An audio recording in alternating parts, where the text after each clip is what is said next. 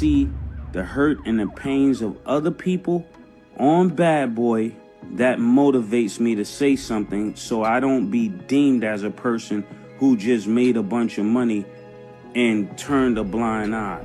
Everything now that we see playing out was all the things I escaped. It was about probably like 70 or so bloods in the hallway. I couldn't even leave my room. The chilling truth that MaSe has been holding on to for decades is finally surfacing. Why was MaSe really left behind in LA after Biggie's demise? Like I was Who left you? I came there with people, I didn't leave with those people. And how deep does Diddy's plot run? As recent arrests and new evidence suggest the connections between Biggie's unalivement, MaSe's near-death experience, and Diddy's sinister plans are darker than we could have ever imagined. Before we get into the most recent updates on Diddy's arrest, let's go back to the 90s. This isn't just about bad record deals or an artist fighting for their royalties. No, this is about life and death. MaSe has been vocal about how Diddy, over the years, tried to silence him in more ways than one. I never got paid what I was worth, and I never got the respect I was worth. So the disdain that I got for Puff is more like, you trying to keep me here, nigga. In the 90s, MaSe was one of the brightest stars under Bad Boy Records. But despite his success, there were deep fractures behind the scenes. Fractures that nearly cost him his life. On the night of Biggie's tragic fatality in LA, MaSe was left in a situation that could have ended just as tragically. MaSe later revealed that he was abandoned in Los Angeles, surrounded by Bloods with no support or protection from the man who should have had his back, Diddy. In a shocking interview, MaSe recounted the terrifying ordeal. The interview began with a direct inquiry about MaSe's location on that infamous night when Biggie Smalls tragically lost his life. MaSe's recollection transported him back to a hotel room in Los Angeles, where he happened to be staying at the time. He vividly recounted the palpable tension that permeated the air as the news of Biggie's death sent shockwaves throughout the city. On that fateful night, MaSe found himself inside a hotel room, sharing the company of a young lady. Yeah, I was in the hotel. I was actually in the hotel with a young lady. He was far removed from the epicenter of the tragedy that unfolded in the streets of Los Angeles, yet he was eerily aware that the specter of uncertainty loomed large. He described a sense of detachment, a feeling that he was a spectator in a tragedy that was playing out before his eyes. MaSe's recollection took a darker turn as he described the haunting scenario in which he found himself, a scenario that defies imagination. He revealed that he was effectively trapped in his hotel room with no escape route in sight. The hallway outside his door was occupied by approximately 70 members of the Notorious Bloods gang, an intimidating presence that would paralyze even the bravest of souls. The presence of the Bloods in that hotel was not a coincidence. They had arrived on a mission that sent shivers down the spine of anyone affiliated with Bad Boy Records. Their objective was clear. They were hunting for artists associated with the record label, and MaSe was inadvertently caught in the crosshairs of their pursuit. You can really feel MaSe's fear during this terrifying ordeal. He was a rising star with Bad Boy Records, but suddenly found himself in a dangerous situation far from the glitz and glamour of the music world. The idea of being stuck in a hotel room with 70 Bloods gang members right outside is enough to make anyone feel scared and helpless. One of the most surprising parts of MaSe's story is the help he received from Gene Deal, a former security guard for Bad Boy Records. Gene's quick action turned out to be the lifeline MaSe needed. Without his intervention, things could have taken a much darker turn for MaSe. Like I was Who left you? I came there with people, I didn't leave with those people. Gene Deal's courage in a life-threatening situation was nothing short of heroic. He essentially became MaSe's protector, guiding him through the danger and ensuring his safety. To me, it wasn't nothing.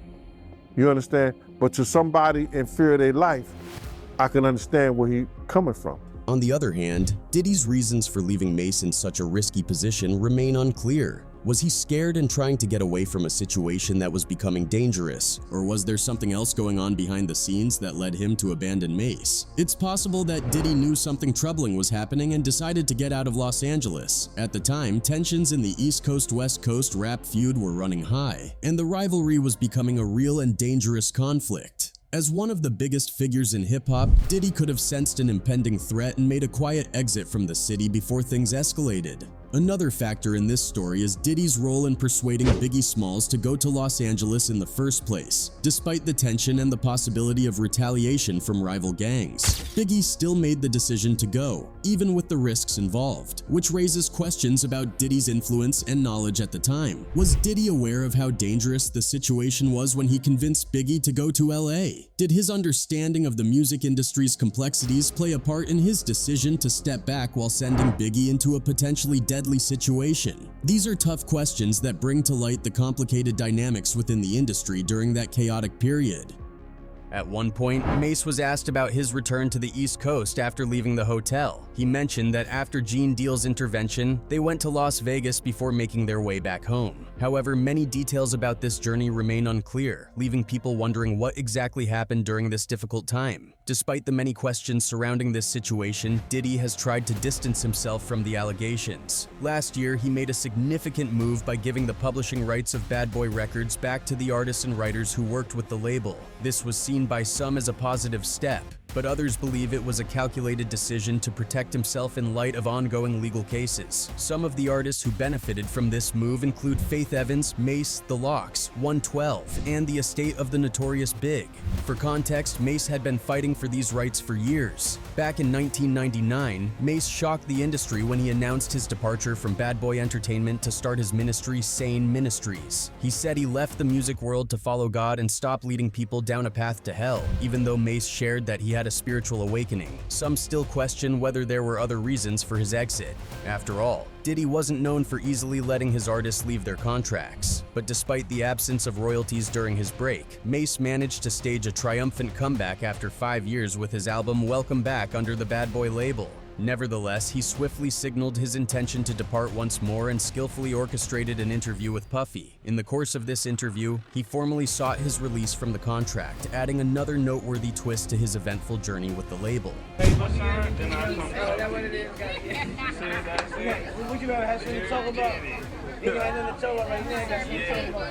No, this is freedom paper. In 2016, MaSe made a sensational comeback as part of a Bad Boy Records tour, wasting no time in publicly airing his grievances against his former boss. Shortly thereafter, he turned to Instagram for a live session to offer an explanation about the circumstances surrounding the incident.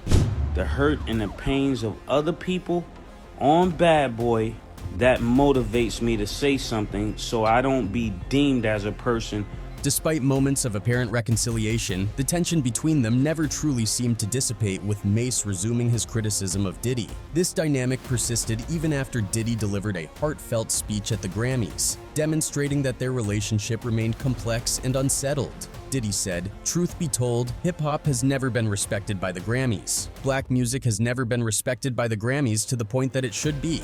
While Diddy's words resonated with many musicians, MaSe notably did not share the same sentiment. The rapper took to Instagram, albeit in a post that has since been deleted, to voice his grievances about the alleged unfair treatment he had endured under the leadership of Bad Boy's label head. "Your past business practices knowingly has continued purposely starved your artist, and been extremely unfair to the very same artist that helped you obtain that Icon Award on the iconic Bad Boy label." In a candid interview, MaSe took things a step further by disclosing that he had never received adequate compensation, even though he had been the creative driving force behind numerous hit songs for Bad Boy. This revelation brought to the fore his financial hardships within the label, further deepening the ongoing controversy surrounding his association with Bad Boy Records. The beats, you ain't getting the money, you ain't getting the publishing, you ain't getting the respect.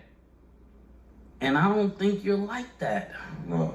What makes this more chilling is the pattern of Bad Boy artists who seem to have mysteriously collapsed after meeting Diddy. We've seen it time and time again. Artists either end up broke, dead, or vanished from the public eye. An unexpectedly high number of Diddy's formerly signed musicians have given up their jobs to focus on their religious beliefs instead. The issue that remains, though, is why. What was it exactly that they observed? Righteous laws, 1,000-year pause, the earth rejuvenated, Christ illuminated. The first artist to release music under Bad Boy Records was Craig Mack. For a while, it looked like Mack's career was on the upward, but then it started to plummet. Skeptics claim that his career was doomed from the start. Diddy's discovery of the Notorious Big is often cited as a major factor, although to this day no one knows why. Because of that, he made an attempt on Craig's life. I'm not gonna be sitting here going in the studio all night, every night, busting my ass, and I ain't seeing nothing from it. Craig Mack's physical appearance was also problematic, as he had always been the target of ugly jokes in hip-hop media. Mack couldn't take the insult any longer. Even people of his own race were criticizing him, and you can thank Diddy for it. This is because Craig was successful in taking down Biggie's career, and Diddy never showed up there to defend him, as it seems he never liked him. Puff didn't like him for whatever reason he didn't. He told Craig, yo, if you don't fire your manager, nigga, you can't work for Bad Boy. And the cherry on top, Biggie also never liked working with Mack. Craig on the album? Mack? Yeah. Nah. You can't curse? Yeah, you can curse. Craig. Despite the fact that Biggie and Craig Mack never officially disclosed the specific reasons why they didn't get along, there was a great deal of speculation as to why that was the case.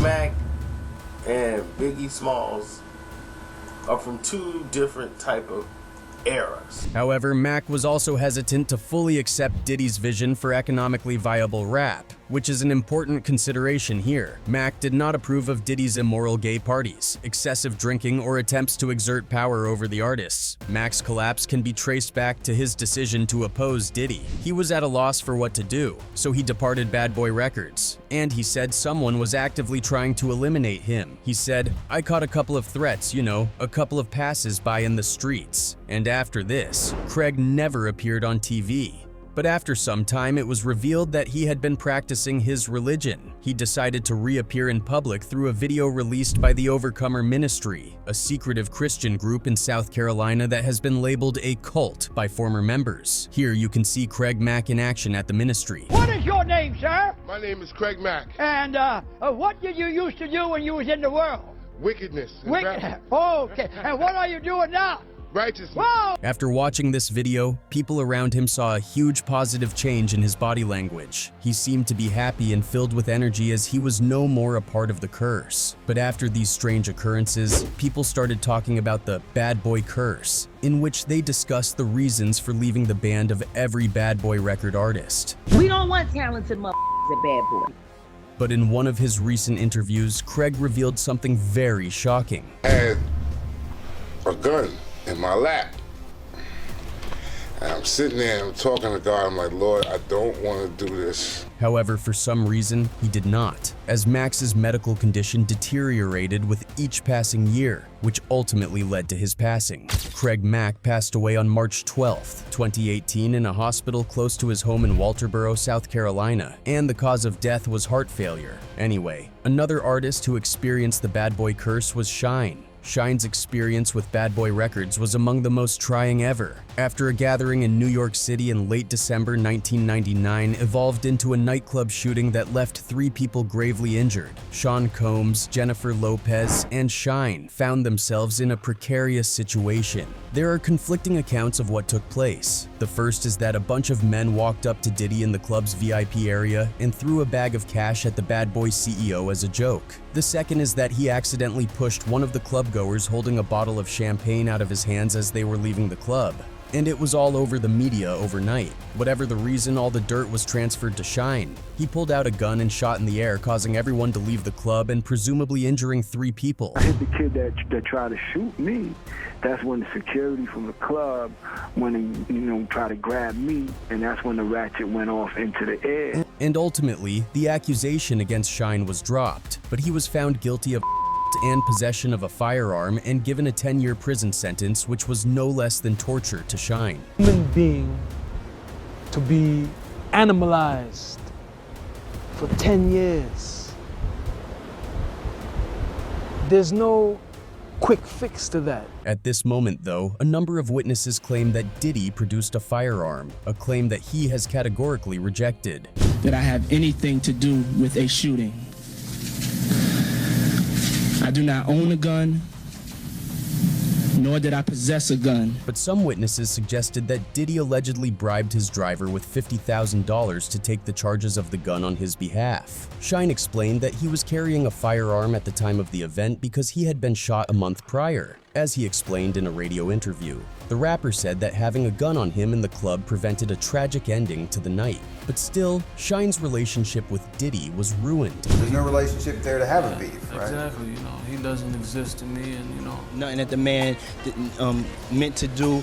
He was acting in self-defense. He didn't deserve 10 years. And in the end, it was Shyne who served almost 9 years for assault, possession of a weapon, and reckless endangerment, and claiming that he sold the comb to save himself. But the tea was spilled some days later by his bodyguard Gene Deal. Those people were testifying, they were brought to Puff first, saying that what they saw against Shyne, what they saw Shyne do. In any case, the most tragic fate befell Biggie Smalls. The tragic event that truly shook Bad Boy's destiny was Biggie's fall and demise. His death was so sudden and unexpected that many believe it marked the beginning of Bad Boy's misfortune. Diddy's former bodyguard even mentioned how Biggie's death extended to losing money from one of his contracts. He might have been cash flow broke because he had to be out there doing Puff album to get that money.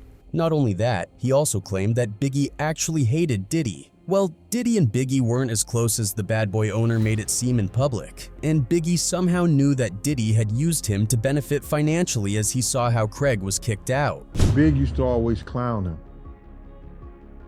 You understand? You know, but Big needed him just as much as he needed Big. Biggie also claimed he wasn't leaving Diddy despite knowing his true face because he wanted to get his publishing rights back from the Bad Boy mogul. He had to play the game because Big wanted to get his publishing back and his marketing that he had sold out to Puff. Moreover, Gene asserted that the late rapper had positioned Bad Boy to secure a lucrative agreement worth more than $60 million. Gene claimed that while guarding Diddy's briefcase on a flight, he came across Biggie's Bad Boy contract. It detailed huge sums of money earned and increases of $250,000, but Puff was able to keep his publishing royalties. When he inquired about Biggie's new deal, the rapper allegedly boasted about the millions he stood to earn thanks to the arrangement. Yeah, Big had a contract, and what happened was when me and Puff rode on the plane coming back down there, Puff gave me his briefcase. And after this, when he was on the tour for the promotion of his second album, he was notoriously taken down. Until now, very little is known about his fatality. Biggie was attending the party with Diddy, and when they were leaving, they both went in different cars. Diddy was in the front car, and Biggie was behind him. Suddenly, his car stopped, and that's when one of his guards from behind started shooting him. Biggie was shot 4 times, but Gene Deal has stated that the notorious Big S Terminator did not take him down in a drive-by shooting, but rather waited for him all night. If Pac gotta die, Big gotta die, or Suge Knight go to jail. Something's gotta change. According to the FBI report, Wallace was a passenger in a Chevrolet Suburban when a Chevy SS Impala drove up to them at a red light, and the driver opened fire. Wallace had just left a party at the Peterson Automotive Museum. And after him, Diddy also left the party all drunk and wasted. As Diddy was drunk, he couldn't drive the car, and Deal drove the car that night. What is more shocking here is that Deal himself claimed to the FBI that at the time of the incident, his and Diddy's car was behind Biggie's car. That's a setup. They were setting that boy up, man.